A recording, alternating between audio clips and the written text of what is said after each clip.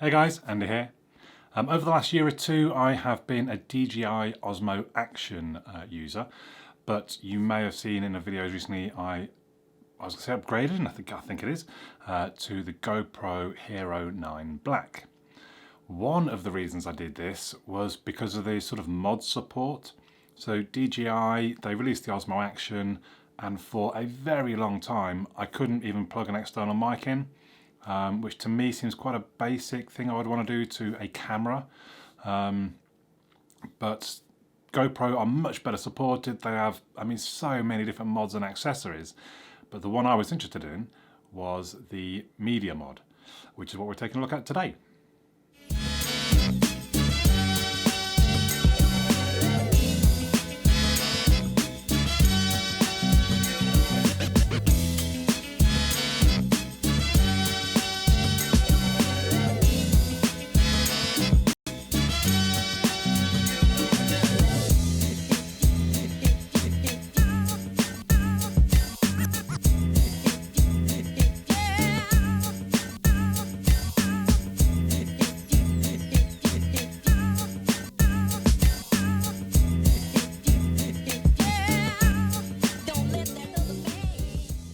So the mod itself is a sort of, well, it's a plasticky frame slash cage, I suppose. It's got buttons on the top and side that match the buttons on the top and the side of the actual GoPro. It's got a removable windshield.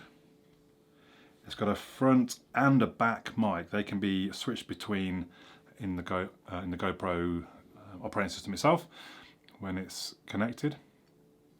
And you can see in there is the USB Type-C connector. So let's just show how we would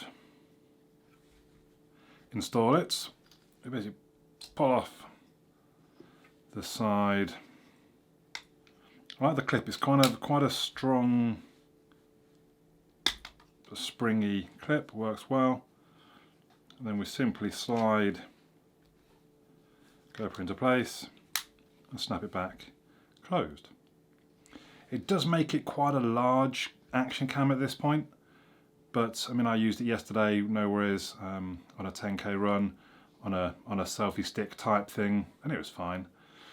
In the back, let's just take the windshield off for a second. In the back we've got, so I think that's micro HDMI or mini HDMI, which unfortunately I don't think I've got one of to test it, but I guess that basically means I can play back onto a TV if I had the right cable from this device through the HDMI port to the TV, which would be quite cool. Then we have the USB Type-C. I actually quite like that, so I don't have to dismantle the device to charge it up.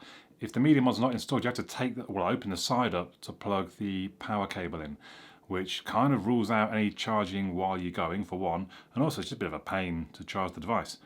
But on the media mod, we've got a sort of springy, rubbery cover, but then there it is. We can charge probably while in use if we wanted, but otherwise it is just easier to get to generally. And then at the bottom is a 3.5mm jack. So if you wanted to plug in your own microphone, you can do, and I think that's quite a good option. You might want to use a lav mic, you might have a much more expensive mic, and you can mount that on one of the cold shoes. A cold shoe on the top, there's a cold shoe on the side, so you can have a light, you can have a screen, you can have a different microphone. Again, GoPro do lots of these other mods, so there is a screen mod. Because it's got a front-facing screen, I guess that's less necessary, but it is a bigger screen, so you could mount the bigger screen on the top for when you are vlogging. The windshield itself just clips on and off very simply, as you can see. There's a bit of a sort of a firmer thumb point at the back there. But there we go.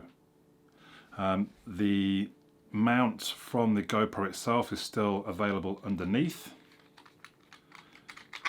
What it does mean, if you're using it on a mount, it is quite a pain to get to the memory card, because you have to take it off the mount, fold the mount feet in out of the way, then unclip, then slide out, and then you can finally get the memory card out.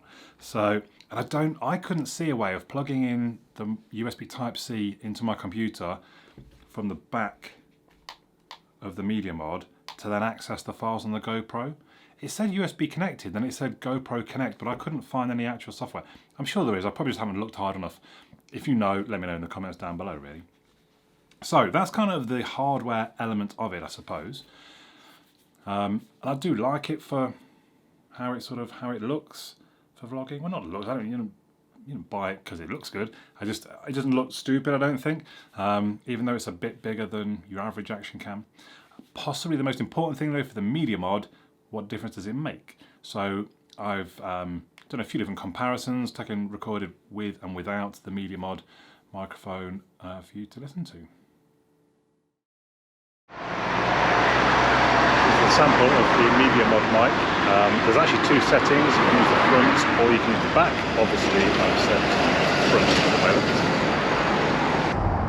And now I've switched it over to use the camera's microphones, just so that we hear the difference. The camera microphone, I believe, is situated just underneath the lens. And just so I've got a full comparison, this is now set to use the Media Mod, but the back microphone, again, just to get a sound sample. So I've come out to somewhere a little bit more peaceful because I realised the middle of New Barnet, it was quite loud. I mean, you couldn't hear the camera's microphone version at all, I don't think. So right now I'm on the Media Mod with the front-facing microphone. Out here at, I think it's Letty Green. I really like this place, nice. So yeah, this is the microphone from Media Mod. Now I've switched over to the microphone on the GoPro 9 itself. So we can hear the difference, and I think you'll agree it's really quite a clear difference.